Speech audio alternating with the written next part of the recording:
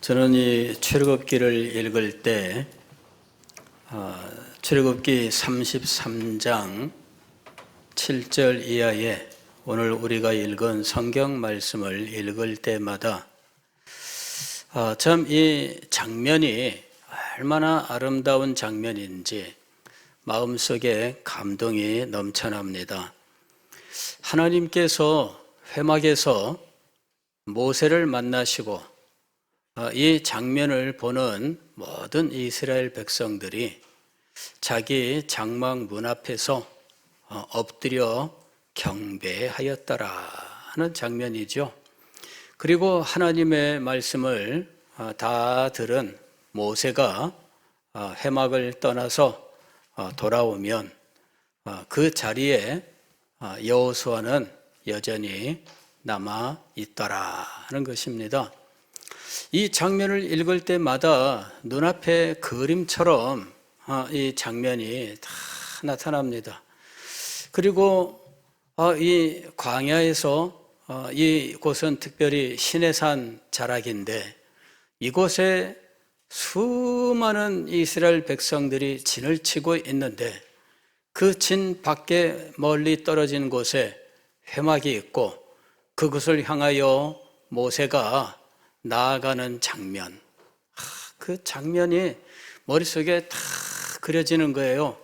그럴 때 저는 이스라엘 백성들 한가운데에 있어서 그들과 함께 다 같이 서서 모세가 회막을 향하여 나아가는 장면을 목격하고 있는 거죠. 정말 그 장면을 볼 때 마음 자세는 어떠해야 할까? 사뭇 모세가 한 발자국 한 발자국 회막에 가까워질 때 그때 마음속에 어떤 생각이 들까? 모세가 회막문에 들어가면 하늘에 있던 구름, 기둥이 이 기둥은 마치 눕혀놓은 통나무같이 하늘에 이렇게 길게 있는 겁니다. 그런데 그 구름의 한 끝이 땅으로 쭉 내려오는 거잖아요. 그리고는 회막 문 앞에 이 구름 기둥이 딱 닿아서 세워져 있는 겁니다.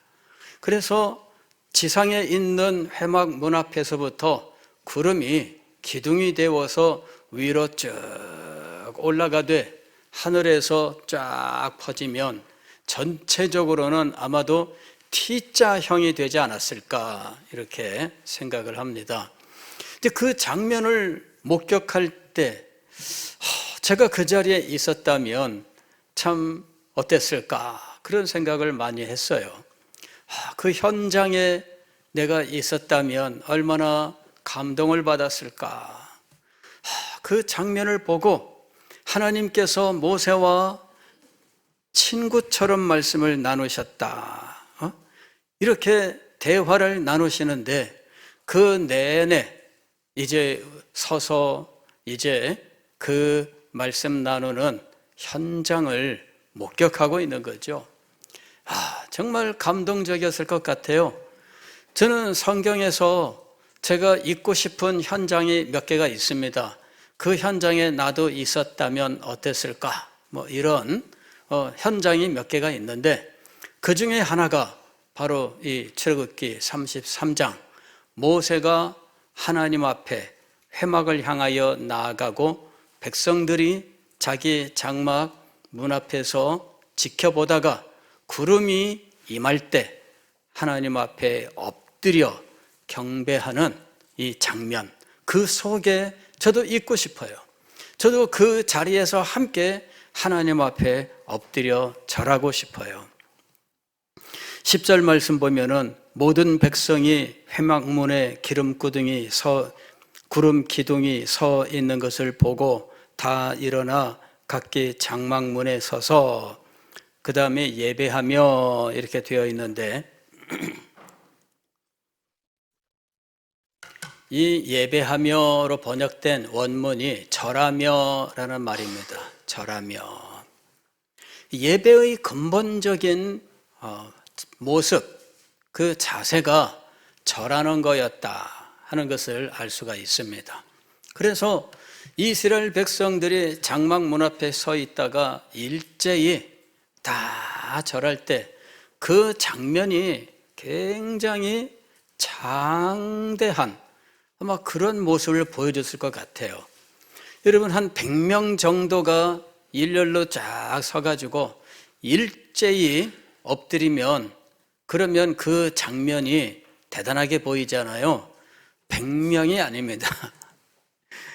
이 당시에 이스라엘 백성들은 몇 명 정도 된다고 추산하느냐 하면 한 200만이 된다고 추산을 해요. 200만에 이르는 사람들이 일제히 엎드리는 장면, 얼마나 장엄할까. 아마 사람들은 그 장면을 보면서 감동을 받을 것 같아요. 한두 사람도 아니고 200명도 아니고 2천명도 아니고 200만이 그 숫자에 감동을 받을 것 같아요. 그러나 이 장면을 영광스럽게 하고 이 장면을 아름답게 만드는 것은 200만의 행동이 아닙니다. 무엇이 이 장면을 아름답게 하고 이 장면을 영광스럽게 하고 있는 것일까요? 그곳에 임하신 구름기둥이에요.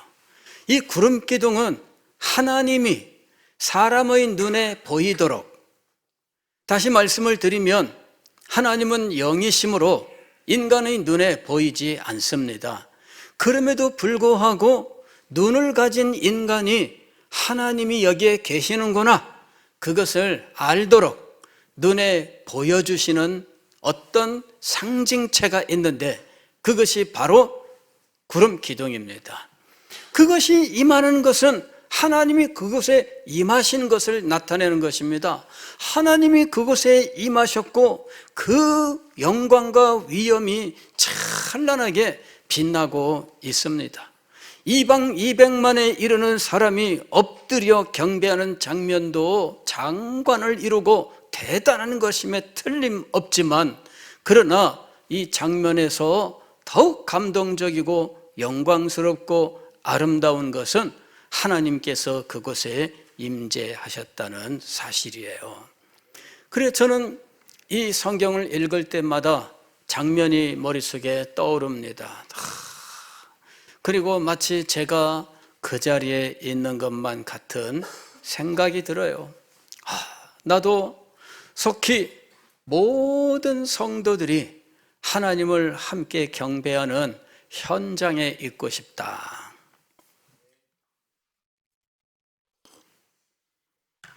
제가 예전에 고등학생 시절에 한 번은 부활절 연합예배라고 하는 데를 참석했습니다. 서울 여의도에서, 지금은 사라졌습니다마는 옛날에는 5.16 광장이라고 마포대교에서부터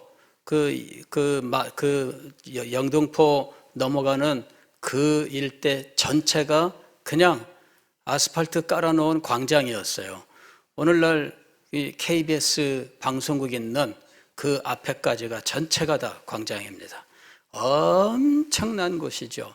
아마 여의도 전체 면적의 절반이 넘을지 모르겠어요. 그게 광장입니다. 거기다 왜 그런 광장을 만들었는지는 잘 이해가 안 돼요. 아마 군사적인 목적이 있다는 말도 있고, 거기 가면은 지하 도로가 있는데 엄청난 시설이 있다더라, 이런 비밀스러운 이야기도 있었어요. 근데 어쨌든 그 광장을 빌려서 기독교회가 여러 큰 행사들을 진행을 했었는데, 빌리그레엄 초청 전도 대집회도 거기서 70년대 초에 한 적이 있고, 그 다음에 이제 70년대 중반까지는 거기에서 부활절 연합 예배를 드렸어요. 제가 그때 부활절 연합 예배를 갔습니다. 주일 새벽에 연합 예배를 드리는데 새벽 6시에 모였습니다. 그래 집에서 버스를 타고 한 교회 친구들하고 같이 갔습니다. 가서 그 부활절 연합 예배를 참석하고 끝난 다음에 돌아오는데 마포대교가 도로는 차로 주차장처럼 다 돼 있고 사람들이 막 밀려가는데요. 야, 그때 모인 사람들의 숫자를 언론에서는 100만 명이 모였다 이렇게 이야기를 했습니다. 100만 명이 모였다. 야, 말이 100만 명이지 여러분 이거는 끝도 없는 인파입니다. 예.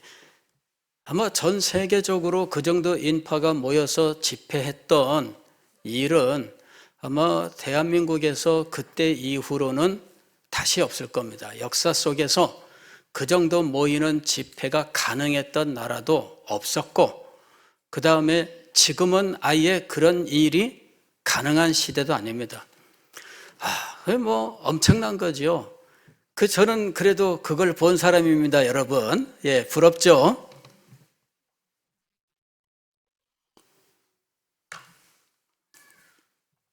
근데 성경을 읽을 때마다 제 마음속에 또 불편하게 느껴지는 것이 있었어요.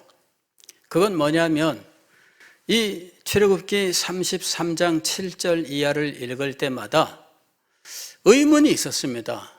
이상하다. 왜 이렇게 아름답고 영광스러운 장면이 가장 추하고 비참한 자리에 위치하고 있을까 하는 것이었습니다.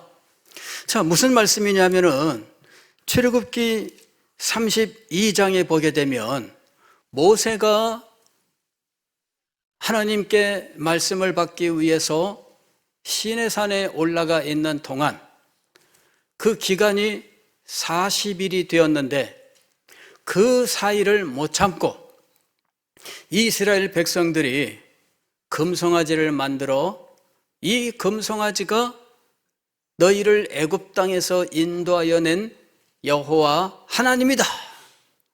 이래 가지고 거기에 번제를 드리고 화목제물을 드리고 먹고 마시며 기뻐하고 있었더라. 즉 축제를 벌이고 있었던 거죠.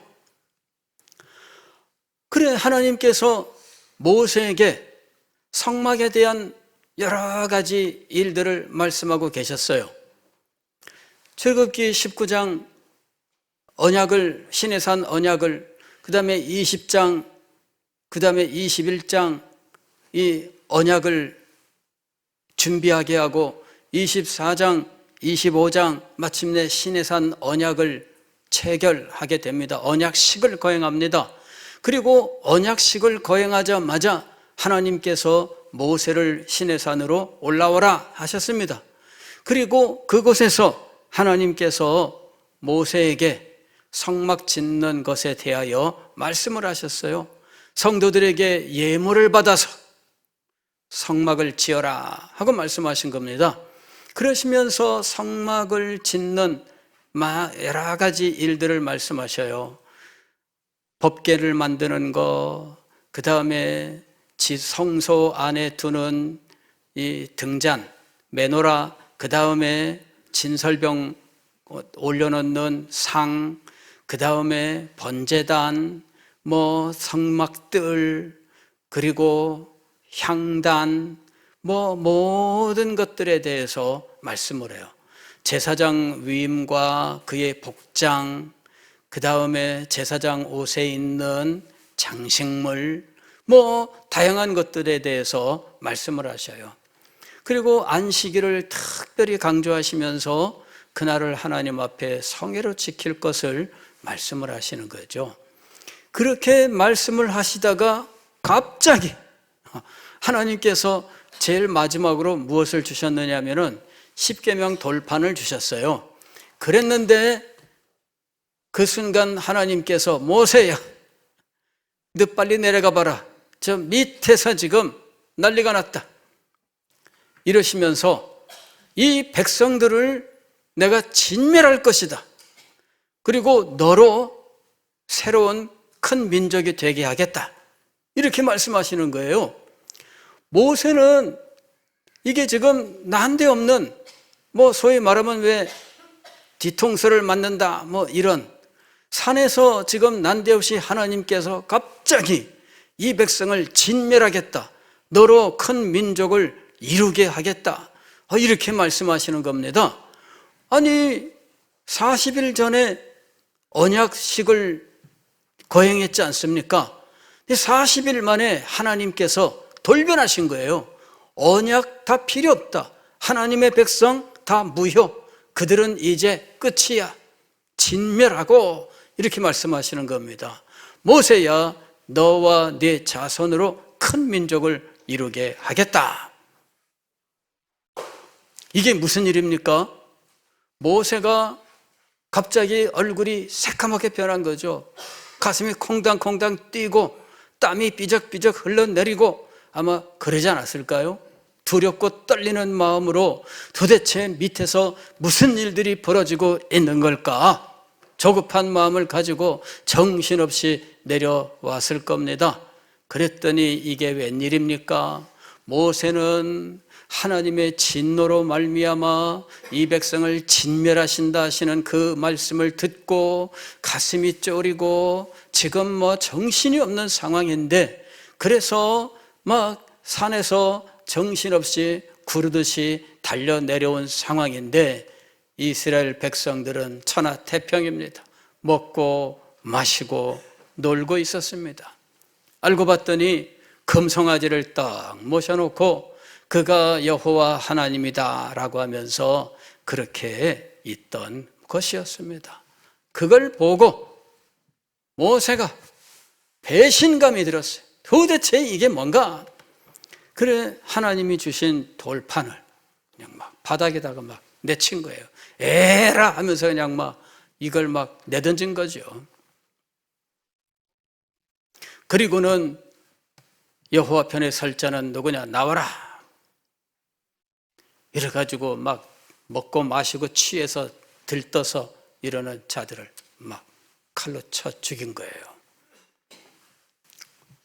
그리고 나서 모세가 하나님 앞에 기도하는 거죠. 하나님, 참 이 할 말이 없습니다. 이게 뭔 말입니까? 하나님께서 모세가 그래도 하나님 이 백성을 불쌍히 여겨 주십시오. 이 백성 여기서 진멸하시면 하나님께서 힘이 없어서 그랬다.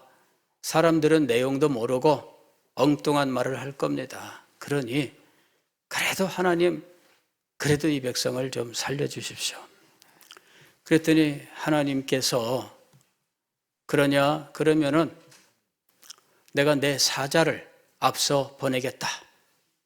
이렇게 말씀하시는 거예요.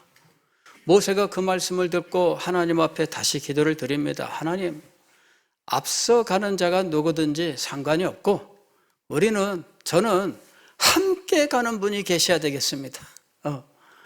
이스라엘 백성들 앞에 누가 가느냐? 그건 상관없습니다. 함께 가는 분이 필요합니다. 누구를 원하고 있는 거예요? 하나님을 원하고 있는 거예요. 사자는 누굽니까? 천사예요. 천사를 보내어 이 백성을 앞서가도록 즉 인도하겠다. 그러면 그냥 넘어갈 것 같은데 모세는 그 말의 이면을 이해하고 있었어요. 하나님이 안 가신다는 거다.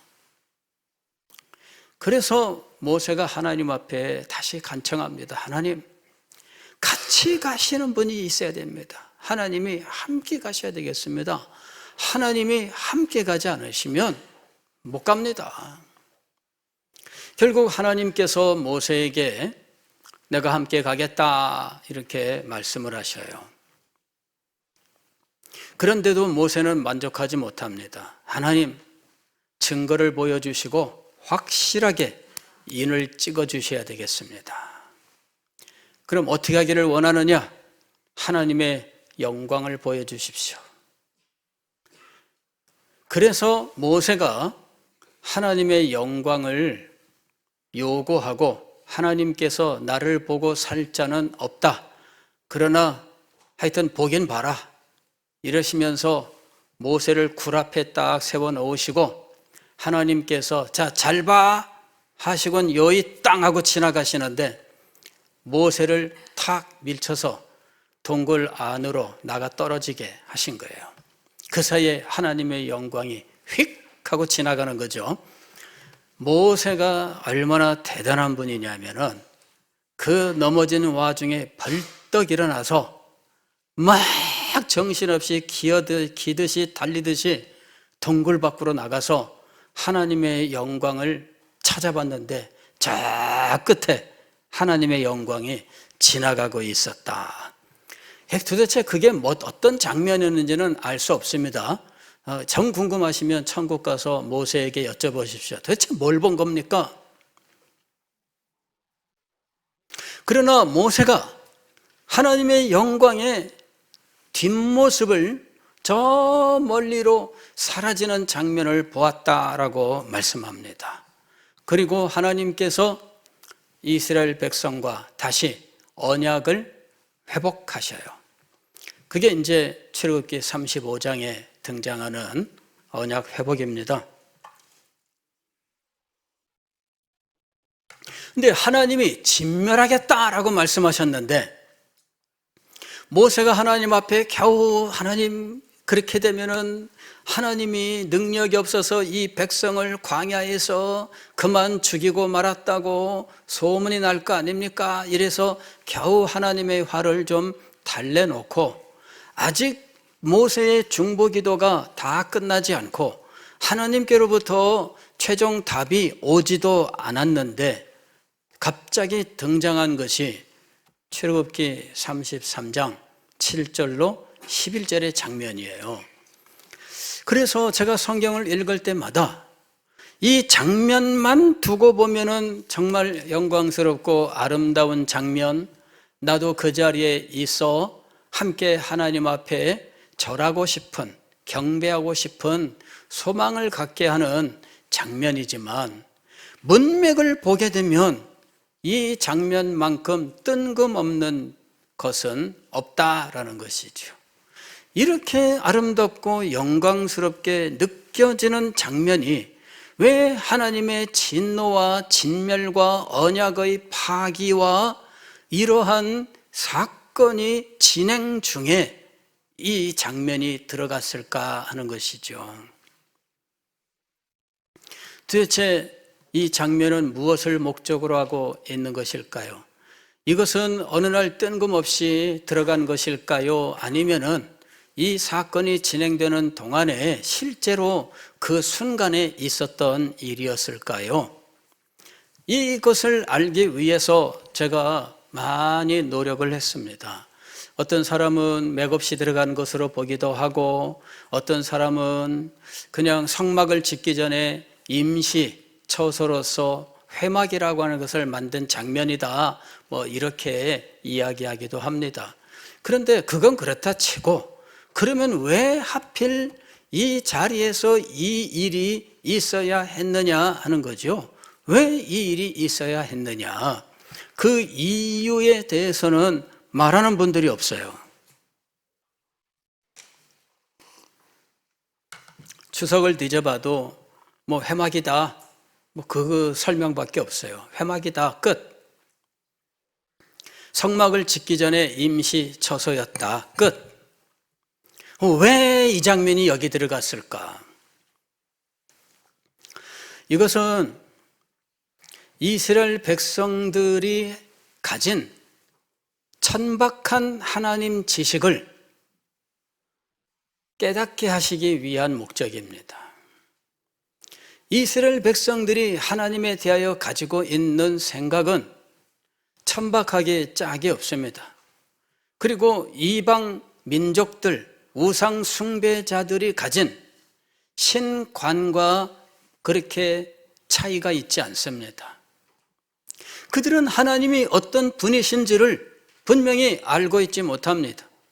하나님의 성품에 대해서 알지 못하고 하나님께서 일하시는 방식에 대해서 알지를 못합니다. 그들은 하나님을 제대로 알지 못하기 때문에 하나님을 섬기는 믿음이 누구에게 달려 있었느냐 하면 사람에게 달려 있었습니다.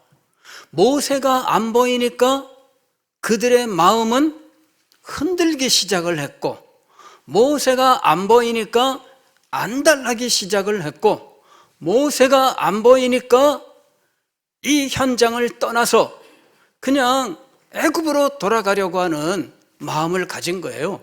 그들은 모세가 눈에 보여야만 되지, 모세가 눈앞에 보이지 않으면 안 됩니다.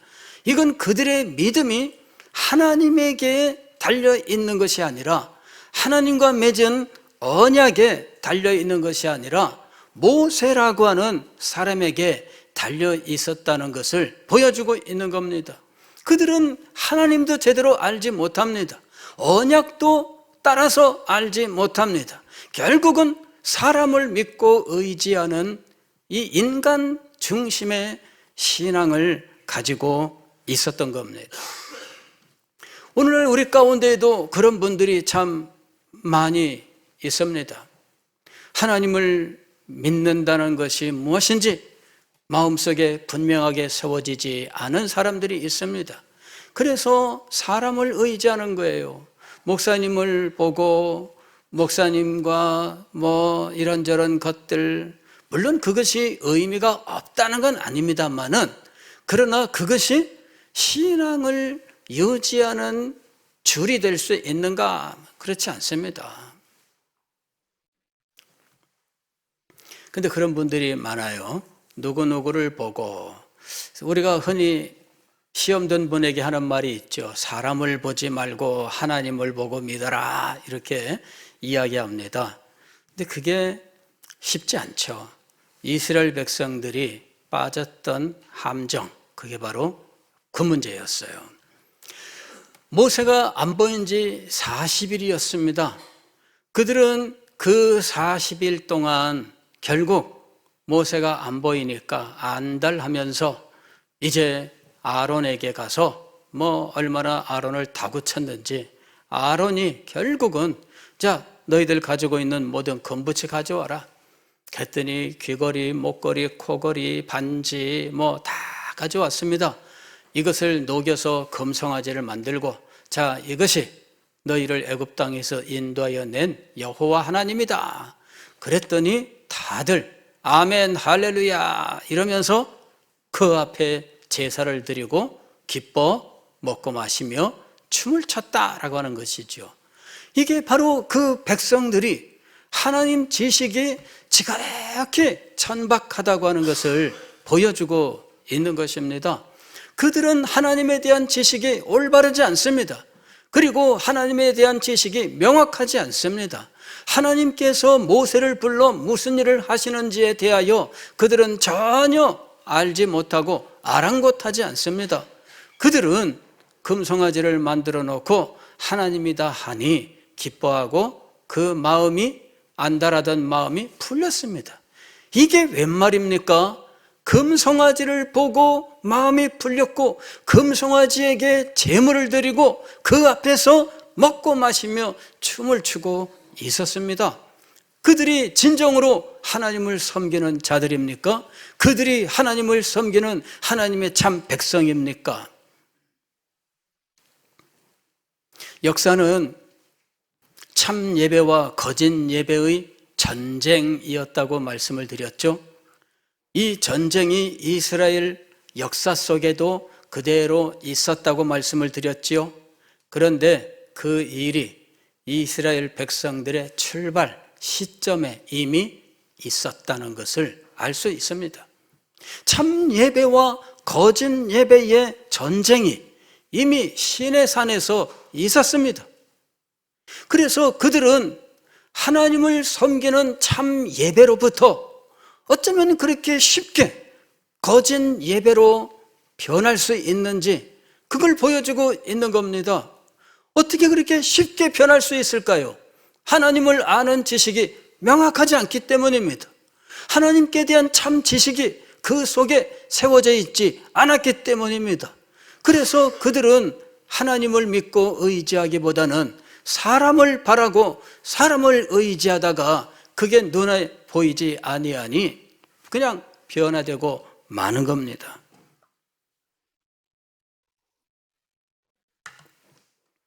사람을 믿고 의지하는 것은 참된 예배가 아닙니다.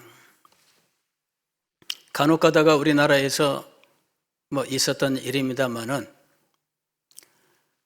어떤 목사님이 말씀의 능력이 있어서 많은 사람들이 추앙했는데 그분이 돌아가시고 나서 하나님의 부름을 받고 나서 후임 목사를 정상적으로 청빙하여 그 말씀 가운데 교회를 이루어 나가기보다는 죽은 사람의 과거 설교 테이프를 가지고 예배를 드리는 일들이 있었습니다. 최근에도 있었고요. 그리고 그 전에도 있었습니다. 올바른 것일까? 그렇지 않습니다.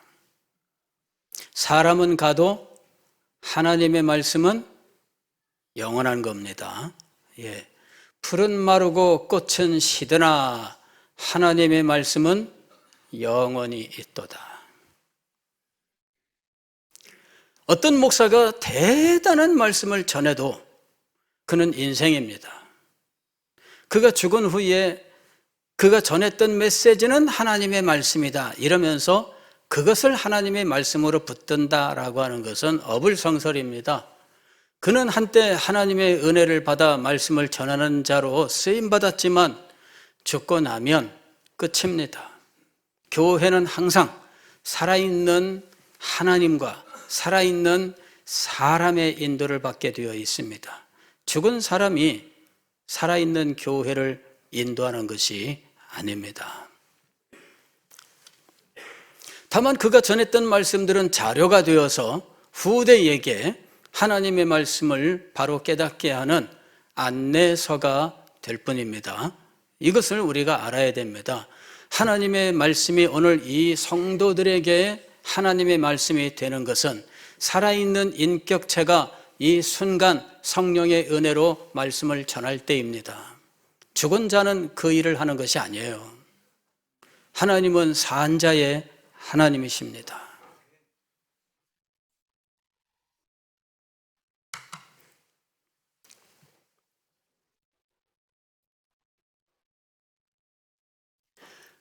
하나님관이 명확해야 돼요.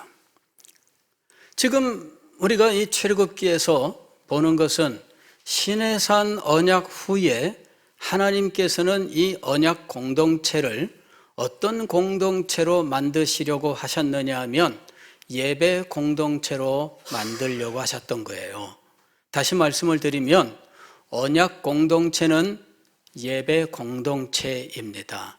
그래서 언약식을 거행하신 후에 모세를 올라오라 하시고 성막 짓는 것에 대하여 말씀을 쭉 하셔요. 어디부터 시작하느냐 하면 지성소에서부터 시작합니다. 성막이 되는 이유는 지성소 때문입니다. 하나님이 임하시는 곳이에요. 성막이 아무리 커도 이 성막을 성막되게 하는 것은 지성소입니다. 그래서 지성소에 두게 되는 증거궤를 짓는 것에 대해서 말씀을 하셔요. 그 증거궤 때문에 증거막이라고 하는 성막의 본래 명칭이 증거막입니다. 증거막이라고 하는 이름이 나오는 겁니다. 그리고 이 증거궤 안에 넣을 두 돌판이 있는데 이것이 증거의 돌판이라고 부르는 거예요. 무엇의 증거입니까? 언약의 언약. 언약을 인치는 증거입니다. 그래서 이 성막은 증거궤로부터 시작을 해요. 그렇게 해서 성막의 요소들을 쭉 말씀을 하셔요. 그리고 증거의 돌판 2개를 모세에게 주신 겁니다. 근데 그 순간에 밑에서 우상 숭배로 난리가 난 거예요.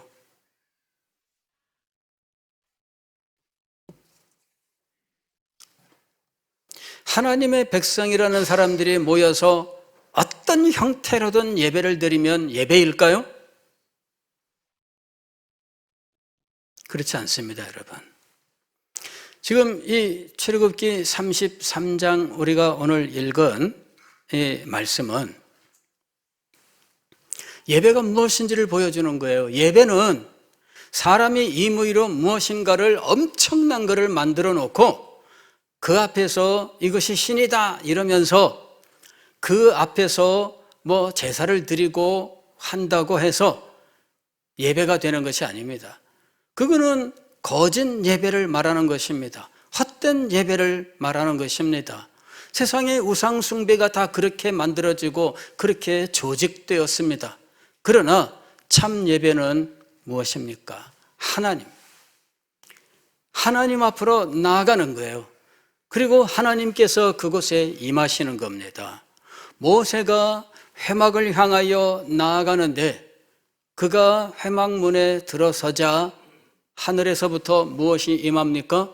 구름 기둥이 임합니다. 즉 하나님 앞에 나아가는 예배자와 하나님이 임재하사 만나는 겁니다. 그 일이 예배입니다. 그 일이 없이 인간이 뭔가를 만들어 놓고 인간이 이런저런 디자인을 해서 뭔가 경건을 불러일으키는 각종 장치를 마련해 놓고 그리고 그 앞에서 엄청난 예배 행위를 한다고 해도 그것이 예배일 수는 없습니다. 하나님이 임재하셔야 돼요. 예배라고 할 때 영어로는 워십이라고 이야기합니다.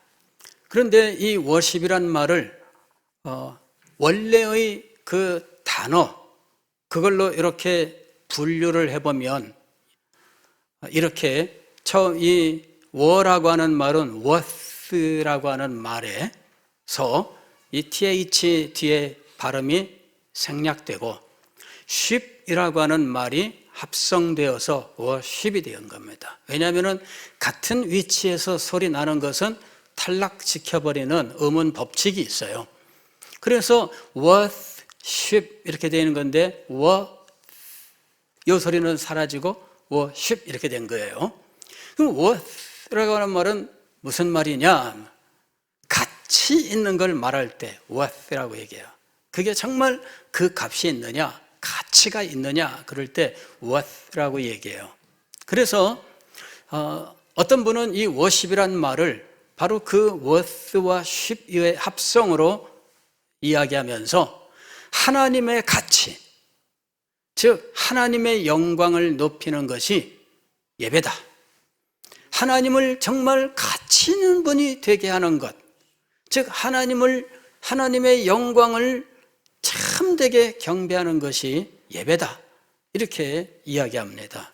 다시 말씀을 드리면 예배에서 하나님이 계시지 않으면 가짜 예배이고 하나님이 계셔야 진짜 예배입니다. 이스라엘 백성들은 금송아지를 만들어 놓고 이가 하나님이다 라고 이야기한 겁니다. 그러나 하나님은 사람의 손으로 만든 것일 수가 없습니다. 아무리 대단한 것으로 금칠을 해도 하나님은 인간의 손으로 만든 것일 수가 없습니다. 하나님은 하나님이신 거예요. 사람의 손과는 상관이 없어요. 사람의 디자인하고는 상관이 없습니다.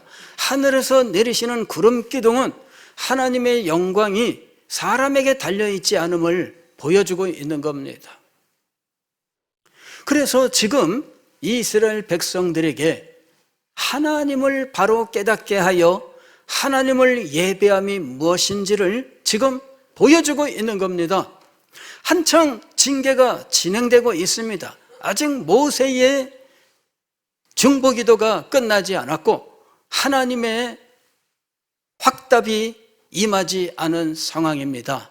그럼에도 불구하고 모세가 성막을 짓고 하나님께로 나아가며 하나님에게 말씀을 드리는데 하나님께서는 모세 앞에 임재하심으로 금송아지 같은 것이 아니라고 하는 것을 나타내 보이셨습니다. 그리고 하나님께서 모세를 만나 무슨 일을 하고 계셨는지를 보여주고 있었던 겁니다. 시내산으로 올라오라. 백성들은 모세가 안 보이니까 뭔 일이 났나 하고 그냥 마음이 안달을 하면서 떠났지만 하나님 앞에서 모세가 무슨 일을 하고 있었는지 그들은 그제서야 알게 된 거예요. 아하, 하나님께로부터 말씀을 받고 있었구나.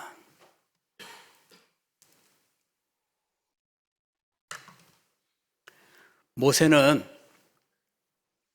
이스라엘 백성들을 지금 교육하고 있는 겁니다. 하나님께서 성막을 지으라 하셨으니 곧 성막을 짓게 될 겁니다. 10개월 후에 성막을 완성하게 돼요.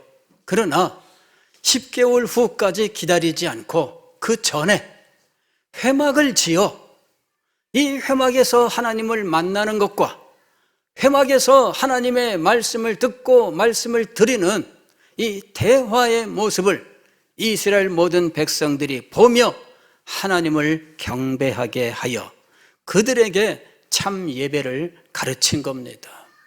금송아지 따위가 아닙니다. 무슨 돌덩어리가 아닙니다. 무슨 나무를 깎아놓은 것도 아닙니다. 무슨 그림을 그려놓은 것이 아닙니다. 산자락을 깎아 무슨 엄청난 무슨 불상을 만들었다고 해도 그것도 아닙니다. 아무리 큰 돌도 아무것도 아닙니다. 사람의 손이 닿은 것은 결코 하나님일 수가 없습니다. 하나님은 사람의 손을 의지하지 않습니다. 하나님은 사람의 지혜를 의지하지 않습니다. 하나님은 인간의 소리를 의지하지 않습니다. 하나님은 당신의 영광을 우리에게 압도적으로 나타내실 뿐입니다. 이스라엘 백성들이 알아야 할 것이 바로 이것이었습니다. 그들은 시내산에 가득 둘러친 이 구름이 무엇인지 알지 못했습니다. 그 가운데에서 번개가 치고 그 가운데에서 천둥 소리가 울려 나는 것이 무엇인지를 알지 못했습니다. 그리하여 그들은 금송아지에 만족했던 것입니다. 그러나 하나님은 금송아지일 수도 없으며 돌덩이일 수도 없습니다. 인간은 그런 것들을 대단하게 여겨요. 우리나라에 최근에 보면은 큰 불상 만드는 일이 유행하고 있잖아요. 제가 어떻게 이게 유행하게 됐나 하고 생각해 봤더니 어느 날 태국이나 버마 이런 동남아 남방불교 지역을 보니까 이해가 됐어요.